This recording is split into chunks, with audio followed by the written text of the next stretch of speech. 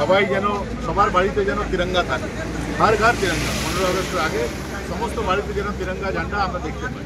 তারই অংশ হিসাবে আজ আমরা পাণ্ডবেশ্বরের বিভিন্ন অঞ্চলে আজ আমাদের हर घर तिरंगा কর্মসূচি প্রচার করা হচ্ছে। সকালে মন্ডল 1 এর তরফ থেকে পাণ্ডবেশ্বর বাজারে করা হয়েছে, এখন মন্ডল 2 এর তরফ থেকে পাণ্ডবেশ্বর বিজেপি মন্ডল 2 এর তরফ থেকে হরিপুর বাজারে বিভিন্ন অঞ্চলে আমরা প্রচার করলাম যে আপনাদের বাড়িতে 15 আগস্টের আগে তিরঙ্গা ঝান্ডা লাগান এবং বেশ কিছু ব্যক্তির হাতে, প্রায় 500 ব্যক্তির হাতে তিরঙ্গা ঝান্ডা তুলে দেওয়া।